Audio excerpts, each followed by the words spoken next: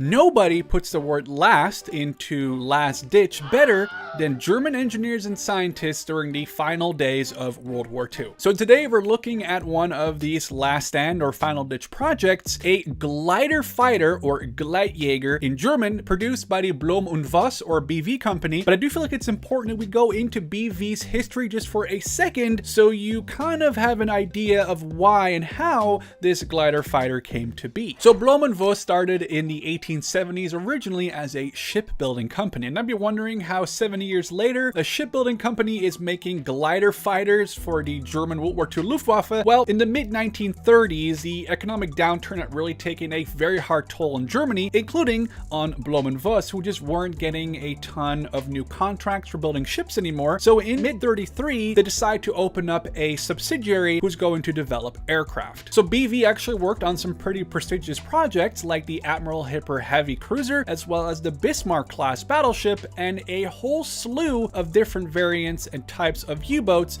and they produced them all the way till the end of World War II. They honestly should have just focused on their boat designs, because some of their plane designs, especially as you get further and further towards the end of World War II, just became crazier and crazier, such as the asymmetric BV-237 and the W-wing P-188 bombers, or the P-202 or P-213 fighters. BV even developed guided gliding bombs as well as guided gliding torpedoes, and though a lot of prototypes were made, none of them actually saw active service, as opposed to the infamous Fritz X guided bomb. So with a little bit of history and background information on the Blohm Voss company, now we're going to take a look at the star or the main character of today's video, the Blohm Voss or BV-40, the glider fighter. I wanted to take a look at this one specifically because of the design choices and the fact that they actually went as far as to build 7 prototypes before someone finally said, this might not be the best idea ever. It is no secret that in early 1944, Germany could be seen as the equivalent to a punching bag in a ring between Muhammad Ali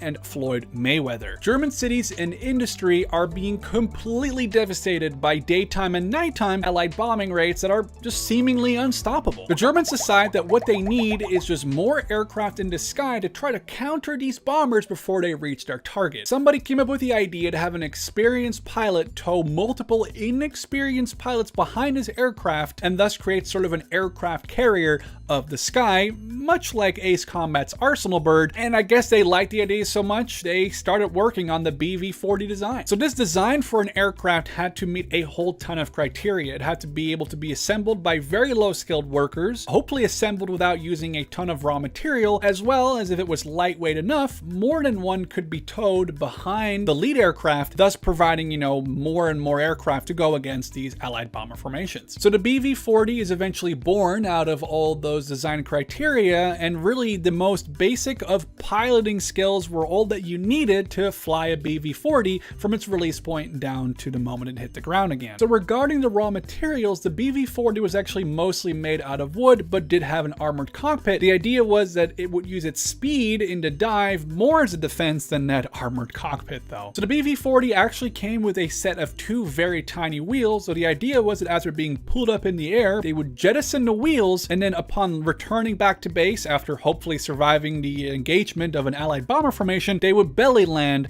on a grass runway. I should mention here, by the way, that the pilot of a BV-40 would actually spend the entire flight on his stomach with a little chin pad holding his chin up just so he could peek through the armored cockpit window. So eventually the design was that a BV-40 or 2 would be towed behind a Bf-109 fighter, deployed above an Allied bomber formation. They would be released and basically try to dive towards the bombers, get 1 or 2 runs in, and then glide back to base where they could be re-towed back up for a future engagement. However, during the testing of the prototypes, instead of the Bf-109, they actually used a Bf-110 twin-engine heavy fighter. There are some accounts where they actually got some of these BV-40s towed into the air by the very awkward-looking BV-141, though there's no pictures or any proof of that. So the main strength of the BV-40 would have been its size, or rather the lack of its size, being a very tiny aircraft which could rely on its speed in a dive. The BV-40 had something in common common with the Me-262 and some of the later versions of the Me-109,